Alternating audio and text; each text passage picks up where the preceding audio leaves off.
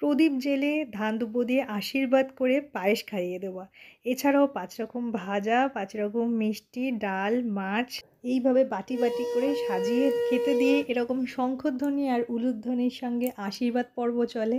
এটাই হচ্ছে সেরা। এছাড়া বাঙালিদের জন্মদিন যেন মনেই হয় না। তো যাই হোক, কিন্তু এখানেও কিছু ডেকোরেশন হয়েছে। রাতেও কেক কাটিং হবে, ছোট্ট সেলিব্রেশন। আর এই গিফটটা পেয়ে তো খুব খুশি। নমস্কার বন্ধুরা, এই ভিডিওটা হচ্ছে 23শে জুলাইয়ের, যেদিন ছিল গুডির 5 বছরের জন্মদিন। ওর যেহেতু লুচি ভীষণ প্রিয়, তাই ভাবলাম জন্মদিনের সকালবেলা আজকে ওকে লুচি আর তরকারি করে দিই। সেটা দেখে তো খুব খুশি হয়েছে, কিন্তু মজা করে আমি যখন জিজ্ঞাসা করছি কেমন হয়েছে, তখন দেখাচ্ছে এই যে ভালো হয়নি। তারপর আবার হেসে বলছে ভালো হয়েছে মা। তো যাই হোক, সকালবেলাটা লুচি তরকারি নিয়ে এসেই ওকে আমি হ্যাপি বার্থডে উইশ করেছি।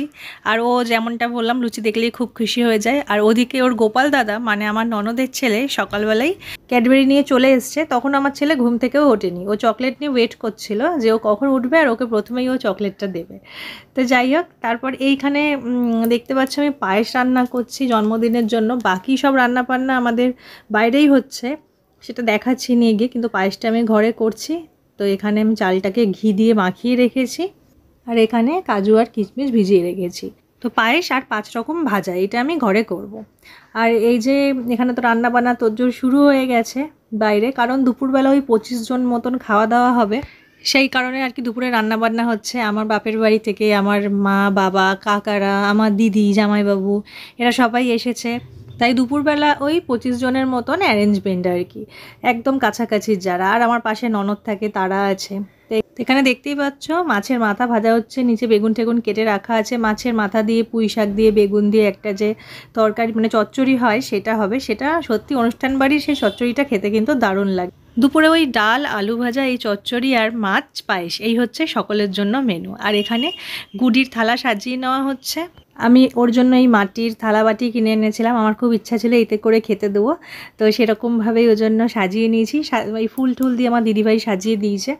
এখানে ভাত, 5 রকম ভাজা, উচ্ছে, পটল, বেগুন, কুমড়ো, আলু, ওখানে রয়েছে ডাল, একদম প্লেন টক ডাল করা হয়েছে, যেহেতু 23শে জুলাইটা খুব গরম ছিল। তারপর এখানে ওই চচ্চড়িটা রয়েছে, এখানে রয়েছে মাছ, চাটনি, পায়েস, তারপরে দই আর 5 রকম মিষ্টি। তো এই হচ্ছে ওকে সাজিয়ে খেতে দেওয়া হয়েছে দুপুরবেলা। আর এই জিনিসটাই আমার জন্মদিনের মধ্যে সেরা লাগে, সব থেকে ভালো লাগে। আর এখানে ওর পছন্দের চকলেট দেওয়া হয়েছে 5 রকম। আর এইদিকে হচ্ছে ধান দুব্বো আশীর্বাদের জন্য, সেটা তো প্রথমেই দেখালাম। প্রদীপও জ্বালিয়ে দিয়েছি। সত্যি কথাই জন্মদিনে কেক কাটা হোক, যত যাই হোক না কেন, যতই ভালো ভালো আইটেম রান্না হোক, খাওয়া হোক, কিন্তু দুপুরবেলার এই যে বাটি বাটি করে সাজিয়ে দেওয়ার এই যে ব্যাপারটা, এটা কিন্তু সত্যি মানে বাঙালিদের জন্মদিন এইটা না হলে মনে হয় বোঝাই যায় না। আর পায়েস ছাড়া তো তা অসম্পূর্ণ। তো প্রথমে আমার শ্বশুরমশাই আশীর্বাদ করা শুরু করলো এক এক করে। শ্বশুরমশাই, শাশুড়ি মা, তারপর এই যে আমার বাবা মায়েরা যেহেতু বেশ অনেকটা দূর থেকে এসছে, এসেই আমার বাবা হাঁপিয়ে গেছে, তাই চেঞ্জ করে ফেলেছিল। আর এই যে আমার মা, তারপর আমার কাকা, আমার কিন্তু 3 কাকা। এক কাকা শরীর অত ভালো থাকে না, আসতে পারেনি। সেজো কাকা রাস্তায় আছে, একটু দেরি আছে আসতে। তো এটা আমার ছোট কাকা আশীর্বাদ করলো। আর এটা হচ্ছে ছোট কাকিমা, যে আমার বান্ধবী ছিল আগে। এই আমার জামাইবাবু, আমার দিদি, সবাই দুপুরবেলা এক এক করে আশীর্বাদ করছিল। এটাই আমার খুব ভালো লেগেছে যে সকলের আশীর্বাদ পেয়েছে ও। তবে এত যে বাটি বাটি করে সাজিয়ে দেওয়া হয়েছে, ও কিন্তু এর কিছুই খায় না, কোনোটাই খাবে না, শুধু ডাল দিয়ে ভাত খাবে। আর চকলেটগুলো দেখেও ভীষণ খুশি, শুরুর থেকেই ও বসেই বলছে কখন চকলেটটা খাবো, যেটা হয় বাচ্চা হলে আর কি। তো আমার বর আশীর্বাদ করলো, তারপর আমি বসেছি এখন আশীর্বাদ করতে। আর একটা জিনিস এখানে খায়ও, সেটা হচ্ছে পায়েস। তো আমি একটু আশীর্বাদ করে ওকে 1 চামচ পায়েস খাইয়ে দিলাম ওই জন্য।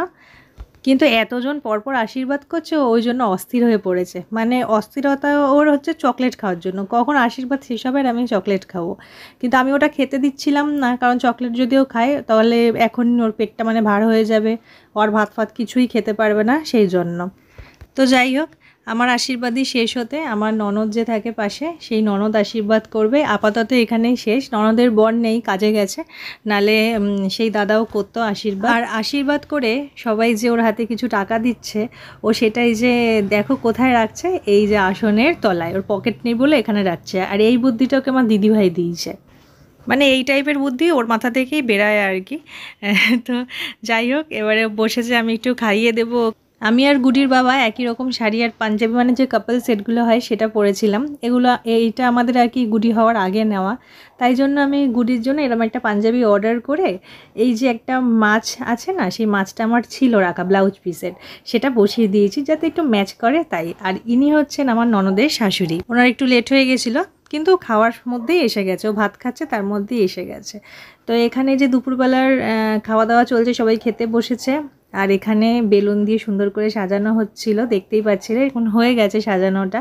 এখানে গুডির ছবি দিয়ে খুব সুন্দর একটা পোস্টার তৈরি করা হয়েছে, যেটা বাইরে একদম মেন গেটের সামনে লাগানো হবে। সেগুলো সব রাত্রিবেলা দেখাবো। রাত্রিবেলা আমাদের নিমন্ত্রিত অতিথি হচ্ছে 170 জন মতন। যেহেতু 5 বছরের জন্মদিন, তাই ইচ্ছা ছিল একটু বড় করে করার, মানে যেটুকুনি পেরেছি আর কি সেটুকু করেছি।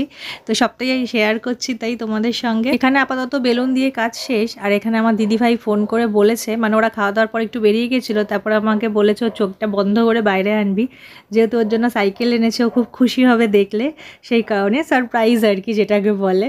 তো এই যে ও তো সাইকেল দেখে খুব খুশি হয়ে গেছে, একদম হেসে সাইকেলে প্রথমেই উঠে পড়েছে। মা, এটা আমার সাইকেল? হ্যাঁ। আবার ঠিক করে নিয়েছে ও সাইকেল চালাবে, পিছনে ওই যে আমার দিদির ছেলে পাশে দাঁড়িয়ে আছে, ও বসবে। এই হচ্ছে ব্যাপার। তো এটা দিদি ভাইয়ের তরফ থেকে পাওয়া ওর গিফট, সাইকেল। এছাড়াও এমনিতেই গুডি খুব খুশি, কারণ গুডি একদিন আগেই খেলনা কিনবে বায়না করছিল বলে ওর ঠাম্মি ওকে বলেছে, বাবা তোমার একদিন পরে জন্মদিন, গিফটে তোমার ঘর ভরে যাবে। সেই কারণে ও ভীষণ খুশি, ও শুধু ভাবছে কখন আমার ঘর ভরে যাবে গিফটে, এটাই হচ্ছে এখন ওর প্রশ্ন। আমি বলছি দাঁড়া, সন্ধ্যাবেলা নিমন্ত্রণ সবাই আসবে, তখন তুই গিফট পাবি। মানে ছোট থাকলে যা হয়, ওদের তো এগুলোর প্রতি বেশি ইন্টারেস্ট, কি গিফট পাবো। ছোট কেন, বড়োদেরও একই জিনিস হয়। আমার তো এখনও গিফট পেতে ভীষণ ভালো লাগে। যাই হোক, নেক্সট পার্ট শেয়ার করছি পরের ভিডিও।